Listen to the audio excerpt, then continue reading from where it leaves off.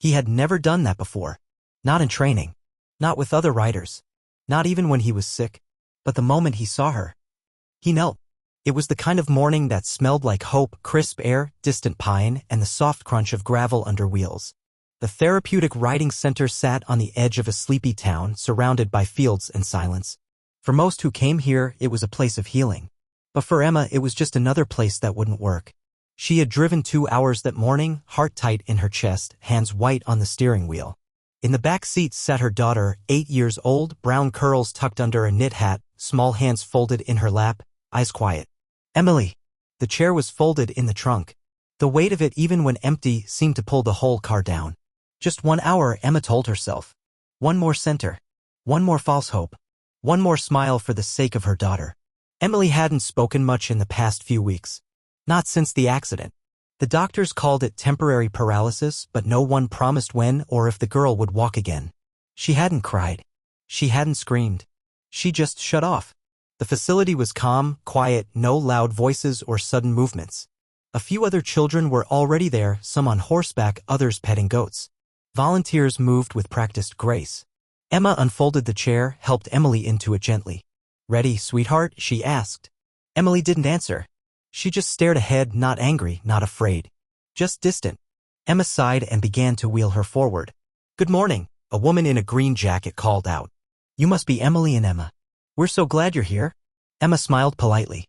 The woman introduced herself as Claire, the therapy coordinator. She explained how the center worked: 1 child, 1 horse, 1 assistant. No pressure. No expectations. Just connection. "We don't force anything here," Claire said. "Sometimes just brushing the horse is enough." Emma nodded, her stomach in knots. Then Claire said, "I'd like to introduce you to our calmest horse, Max." They wheeled toward the larger paddock. And that's when everything changed. Max stood alone near the far fence. A stunning black Friesian, tall, powerful, regal. His mane fell like silk over his neck, and his eyes were dark and unreadable. Emily's gaze drifted slightly. Max lifted his head. And froze. It was subtle at first. A twitch of the ear. A flick of the tail. Then his body shifted, not away, but forward. He took 1 step. Then another. Slow. Measured. Like he was unsure or amazed. Claire opened the gate and gently guided Emily closer. "Max is gentle," she said. "But he's also picky. He doesn't usually approach strangers right away, especially not on his own." Emma looked up. "Is he okay?" Max kept moving. 10 feet. 5. Then, with a low, trembling breath, he stopped right in front of the wheelchair. The 3 women watched, breath held. Max stared at Emily. And Emily blinked. Her eyes, usually dull and far off, widened slightly. Then slowly Max did something no one had ever seen him do. He bent 1 leg, then the other, and lowered himself onto his knees. Right in front of the girl. Claire gasped. Emma covered her mouth. "And Emily." Emily reached out. Her hand, trembling, unsure, moved through the air. And landed on his forehead. Max closed his eyes. A hush fell over the paddock. Volunteers nearby stopped moving. Someone dropped a brush. Even the goats stopped bleeding. Claire whispered, "He's never done that. Not once. Not in years." Tears welled in Emma's eyes. Because something had broken open. Not just in the horse, but in her daughter. For the first time since the accident. Emily smiled. It was small. Barely there. But it was real. And Max, the silent, stubborn, aloof horse, stayed on his knees. As if he'd been waiting for her. As if he'd known her all along. The horse had knelt. The girl had smiled. But no one could explain why. Until they looked into his past. That evening, Emma couldn't stop thinking about what had happened. She replayed it over and over in her head, the giant horse lowering himself to the ground, the way Emily's fingers had reached out, trembling, and how her daughter had smiled, truly smiled, for the first time in months. It didn't feel random. It felt like recognition. But that was impossible. They'd never seen that horse before. Right? Back at the stable, Claire was just as shaken. She sat alone in the office long after closing, flipping through Max's file.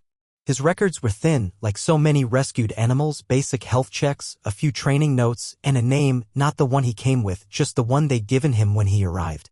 He had come from a farm upstate. That much was clear. A rescue team had taken him in after the owners lost their land. The horses were underfed, neglected, but not abused. Max had been among them, scared, withdrawn, impossible to approach. It had taken months for him to let anyone ride him again. And yet he dropped to his knees in front of a child he'd never met. Or had he? Claire squinted at the adoption date. 5 years ago. Something tugged at her.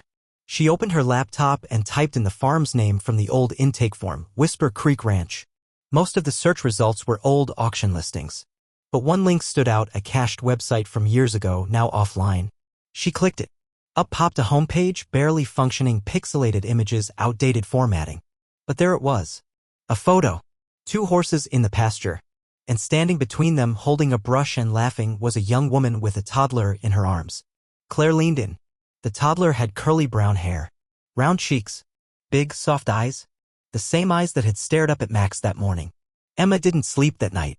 Emily, on the other hand, slept peacefully, her breathing soft and deep, her hand curled into a little fist under her cheek like when she was a baby. Emma sat by the window watching the stars. She couldn't shake the feeling that today hadn't been the beginning of something. It had been the continuation of something forgotten. The next morning, Claire called. Her voice trembled. I need to show you something. They met in the small staff room near the stables. Claire had printed the photo. Emma took one look and sat down slowly. Her fingers traced the toddler's face. That's her, she whispered. Claire nodded. I thought so. Then Emma pointed at the woman in the photo. My sister. Claire blinked. Your sister? She died. 5 years ago. It was a car accident. I adopted Emily after that. She was only 3. Emma looked up, eyes wide, as if her own words had just struck her. She hasn't seen that horse since. Claire swallowed. He came to us shortly after. From that same ranch. They were both silent for a long time. Then Claire whispered he remembered her. Back at the paddock, Max stood near the fence, staring toward the horizon. He hadn't been the same since yesterday. He refused other riders. Ignored everyone else. He just stood, waiting. When Emily's wheelchair rolled into view, his ears perked. She reached the gate, and he stepped forward, slowly, as if afraid she might vanish. Emma pushed the gate open. Go on, she whispered. Emily wheeled herself forward, unafraid. Max lowered his head. She touched his face again. And this time she whispered, Did you know me before? Max didn't move. But he exhaled softly and nudged her shoulder. A tear slipped down Emily's cheek. She didn't remember him. Not truly. But something deep inside her stirred, something beyond memory. Something called home. Emma sat on the bench, her hand covering her mouth. Her heart felt like it would burst. Because this wasn't just therapy. This wasn't just a bond. This was a reunion. And somehow, across years and distance and silence, they had found each other again. She didn't remember the farm. She didn't remember his name. But when he looked at her, her heart remembered. After that day, Emily wanted to return to the ranch every morning. Not for the therapy. Not even for the other animals. Just for Max. The moment she entered the gate, he always saw her first. He walked straight to her as if nothing else mattered. As if the entire world narrowed down to a girl in a wheelchair and the one thing in his life that had made sense 5 years ago. Their bond didn't need rebuilding. It had never broken. At home, Emma noticed changes. Tiny ones. Emily's eyes no longer drifted into space. Her hands were more active, brushing Max's mane, holding carrots, tracing the raised lettering of the stall that now bore a hand-painted sign. Max found his way back. And then there was the talking. She had stopped speaking after the accident. But now she whispered to Max full sentences. Quiet laughter. Secrets. One day, Emma stood outside the stall, listening. And I think I used to ride you, Emily said. A pause. You were younger then. I think I was too. Max exhaled. Emily giggled. And for the first time in a long time, Emma let herself cry. Claire organized something special the next week, just for them. A quiet morning. No other kids. No noise. Just a lead rope, soft music, and a wooden ramp built to help Emily sit on Max's back again, safely, gently. She was nervous. But Max waited patiently. And when she was lifted onto his back, something inside her shifted. Not fear. Not hesitation. Confidence. Her spine straightened. Her hands reached for his mane like she had done it 1,000 times. He didn't move until she whispered. Okay. And then he walked. One slow step at a time. Around the paddock. Snow falling gently in the distance. And the entire world seemed to hold its breath. For weeks they practiced. Step by step. Circle by circle. Every ride was a little longer. Every movement a little more certain. Until one day, Emily asked, Can I try without help? Claire and Emma looked at each other. It wasn't dangerous. She wouldn't fall far. They nodded. Max stood completely still as Emily gripped his mane and carefully, slowly, pulled herself up with no assistance. Her legs didn't support her, but her arms were strong. Her memory was stronger. Her heart? Unstoppable. Then came the moment that no one expected. It was a warm spring afternoon. Emily had just finished her ride and sat in her chair, brushing Max's neck. Emma watched from the barn, arms crossed, smiling. Then Emily dropped the brush. Without thinking, she reached down to grab it. Her hand missed. She frowned. Then, in one smooth, determined motion, she braced her hand against the chair. And stood. It wasn't for long. 5 seconds. Maybe 6. But she stood. Her legs shook. Her arms wobbled. But she stood. Max didn't move. Emma dropped her coffee. And ran. By the time she reached her daughter, Emily was laughing. Tears in her eyes.